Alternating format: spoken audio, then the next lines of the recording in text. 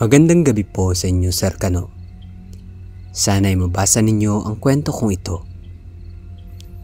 Ako po si Mateo, tubong Cotabato at naninirahan ngayon sa Davao City. At nais kong ibahagi ang isang karanasan na hanggang ngayon ay hindi ko pa rin maipaliwanag.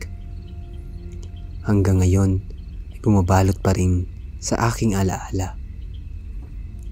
Nang minsang naging bahagi kami ng isang ritual at muntikan na maging isang alay.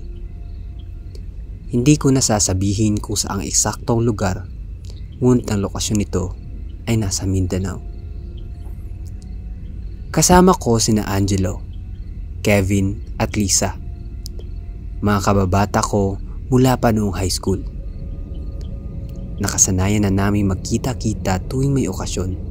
Kaya't noong natanggap namin ang imbitasyon ni Kuya Rodolfo, ang pinsan ni Kevin, para dumalo sa isang pista sa baryo nila, hindi na kami nagdalawang isip.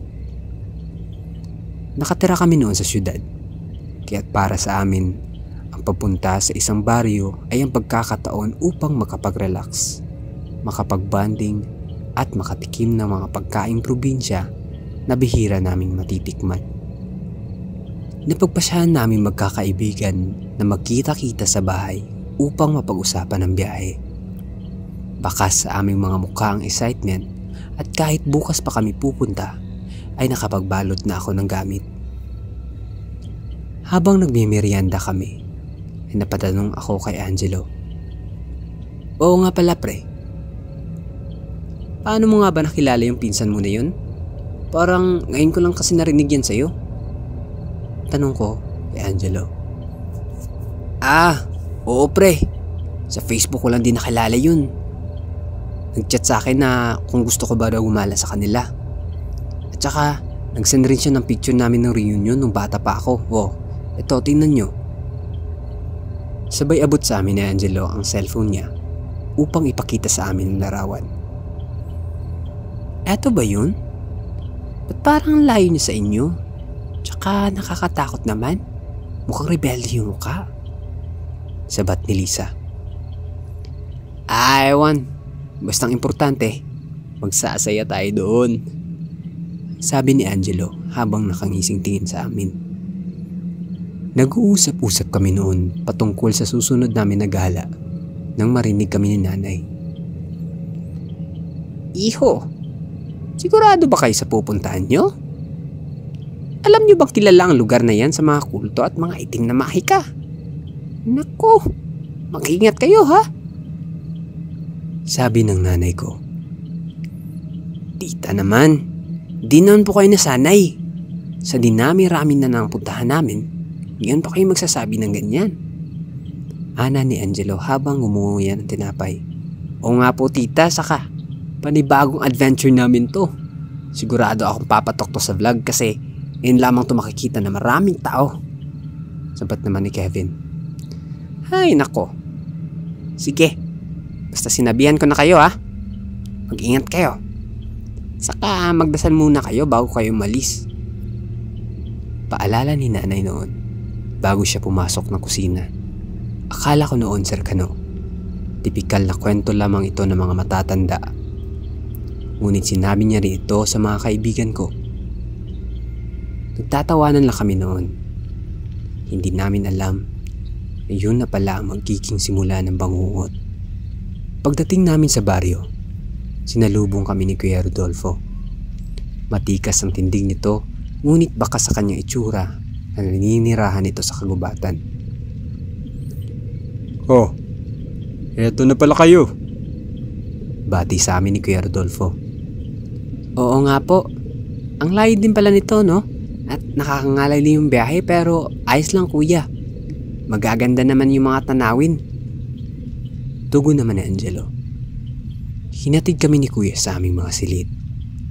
At nang makapagpahinga at ayos ng aming mga gamit, sinabi ni kuya na may kakaibang tradisyon ng baryo nila tuwing pista. Isang alay daw na isinasagawa sa gitna ng kagubatan, malapit sa isang sinaunang altar. Kaya dapat daw ay handa kami mamayang gabi. Inihain sa amin ng mga pagkain na talaga naman nakakatakam ito. Kaya napakain kami ng sobra. Oh, kumain kayo ng marami upang may lakas kayo mamaya para sa ating kasiyahan.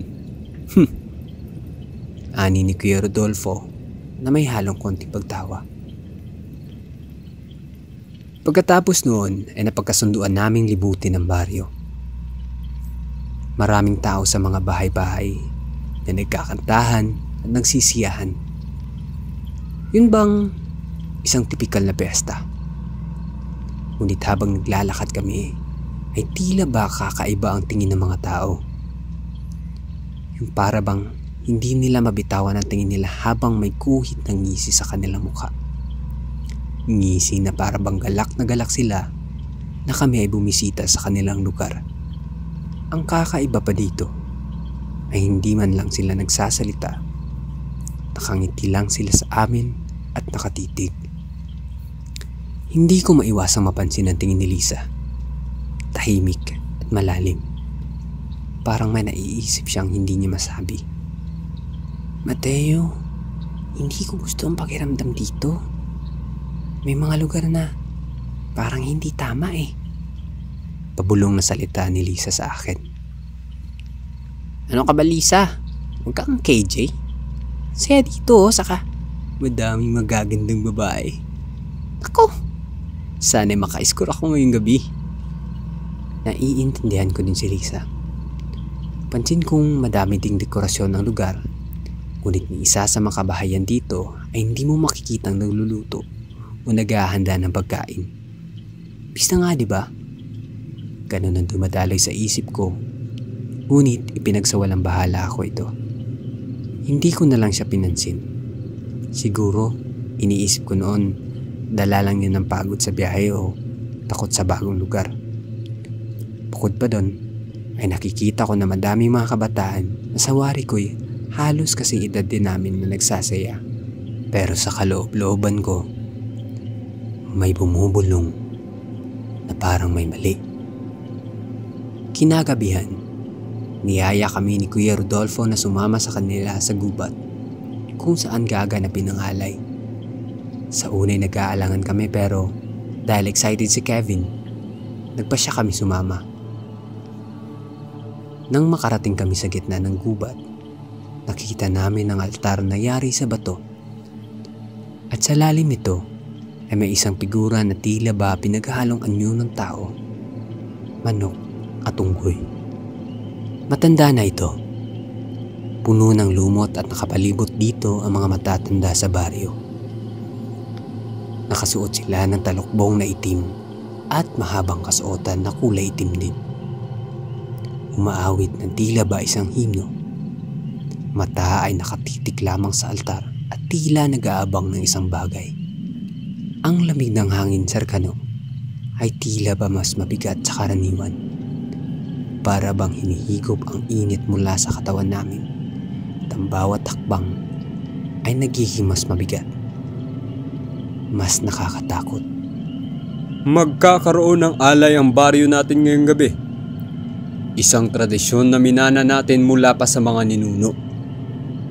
Hindi namin alam kung anong klaseng alay ang tinutukoy niya. Akala namin, simpleng seremonya lamang ito. Pero sa bawat minuto, nararamdaman namin ang pagbabago sa paligid. Ang mga tunog ng insekto at hangin ay unti-unting nawawala. Ang awitin ng mga tao ay tila ba humihina hanggang sa ang buong paligid ay tahimik na lamang. Habang tumatagal ang seremonya, biglang nagsalita ang pinakamatandang babae sa baryo, si Lola Salve. Sa bawat salita niya, parang may mabigat na bagay na tumutusok sa dibdib ko. Habang may hawak na tungkod, ay nagsalita ito. Ang mga espiritu ng kagubatan ay nagugutom. Kailangan silang pakainin upang mapanatili ang payapa sa ating bayan. Kailangan ng sakripisyo. Nagsimula siyang magpahid ng langis sa altar habang mga taong nakapalibot ay pabulong na nagdarasal. Sa sandaling ito, Sir Kano, hindi ko na maintindihan ang kanilang sinasabi. Pero nararamdaman ko ang pagginig ng aking laman. Parang pelikula to, Mateo. Kakaibang karanasan. Sayang naiwan ko yung cellphone ko sa bag. Magiging viral sana ito. Nakangiti itong si Kevin. Nakangiti pero halatang naiilang na sabi ni Kevin. Pero ang saya ni Kevin ay mabilis na nawala nang bumalik si Kuya Rodolfo. Halos hindi na kami makahinga na makita na namin na may hawak siyang itak at isang mabilis na galaw. Tumayo siya sa gitna ng altar. Tinitigan niya kaming lahat. Tila ba ang mga mata nito ay purong itim at seryoso itong nakatitig sa amin. Ang alay ngayong gabi ay hindi karaniwang hayop. Ang mga nilalang ng gubat ay nagagalit at kailangan nila ng mas mataas na sakripisyo. 3 inosenteng tao. Nang bigkasin niya ang mga salitang iyon, naramdaman ko na parang ang mismong hangin ay naging mabigat. Ang mukha ng mga tao sa paligid ay nagbago. Parang wala na silang emosyon. Parang hindi na sila mga tao. Matapos sabihin yun ni Kuya Rodolfo, sabay na bumaling ng titig ang mga kasapi ng ritual sa amin. Parang sasabog ng dibdib ko sa kaba, Sir Kano. Parang alam ko na ang mangyayari. Nararamdaman na namin na kami mismo ang alay. Tama nga ang bilin ni Lola. At ngayon, ang lahat ng mga matay nakatuon na sa amin. Tumayo ako bigla at sinubukang hilahin si Lisa. Ngunit hindi na ito makagalaw sa takot. Talian niyo sila at ilagay dito sa altar. Pasigaw na sabi ni Kuya Rodolfo habang nakatitig sa aming apat. Akmang pagkasabi noon ni Kuya Rodolfo ay napabulalas si Kevin. Tumakbo na tayo! Hindi na kami nagdalawang isip. Tumakbo kami at hindi na muling lumingon. Mateo, tulungan mo ako. Ayoko na dito. Nagmamakaawang sabi ni Lisa habang kami tumatakbo. Basta tumakbo ka na lang, Lisa. Sabi ko sa kanya habang tumatakbo kami sa kagubatan. Si Kevin at Angelo ay tumakbo na rin. Pero bago sila makalayo, may tumama sa kanila mula sa likod. Nawalan agad sila ng malay. Walang lingon-lingon ang aming pagtakbo na halos bumangga na kami sa mga puno. Hindi ko na ininda ang sakit ng mga tumutusok na tinik sa aking mga paa at sa di malaman lamang dahilan ay natagpuan namin ang daan palabas ng gubat. Ngunit naririnig ko pa rin ang mga sigaw nila Kuya Rodolfo at ng mga matatanda. Hindi kayo makakatakas. Kailangan ng alay. Huliin niyo sila at hindi pa sila nakakalayo. Tumakbo kami ng tumakbo hanggang sa makarating kami sa isang bayan. Mabibigat at hinahabol namin ang aming mga paghinga. Nakatagpo kami ng isang bakanteng barong-barong at doon na kami nagpahinga ni Lisa. Mateo, yun, sina Kevin at Angelo. Ano nang mangyayari sa kanila? Ani ni Lisa sa mahinang boses habang pinipigil ang pag-iyak. Hindi ko din alam, Lisa. Pero hanggat nandito tayo, sigurado akong hindi na nila tayo makikita. Sagot ko habang nakadungaw sa bintana at pinapahid ang pawis na dumadaloy sa aking mga mata. Doon na kami nagpalipas ng umaga, Mang Kano, at napagpasyahan naming bumalik ulit sa baryo bukas kinaumagahan. Nang makabalik kami sa baryo, ay halos lumaki ang aming mga mata. Wala ang mga bahay kundi isa lamang itong malaking damuhan na napapalibutan ng mga puno. Walang bakas ng kahit isang ebidensya na may naganap na piyesta doon. Pero iniisip kong hindi pa kami ligtas. Alam kong sinusundan pa rin kami. May kung anong presensya ang hindi mawala-wala at nararamdaman ko ito sa bawat paghinga ko. Umalis kami ng baryo. Walang imik. Hindi alam kung kanino lalapit para magpatulong.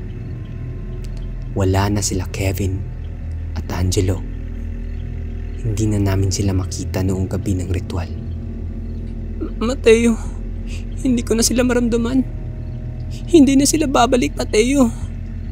Paiyak na sabi ni Lisa habang nakatingin ito sa akin. At alam kong totoo yun, Sir Cano. Hindi na namin sila makikitang muli. Hanggang ngayon, iniisip ko pa rin ng gabing yun.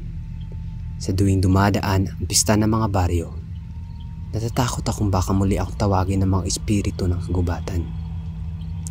Huwag kayong magtiwala sa mga kakaibang ritual, sapagkat may mga bagay na hindi natin lubos na nauunawaan. At minsan, pagiging inosente natin ay siya magiging dahilan ng ating pagiging alay.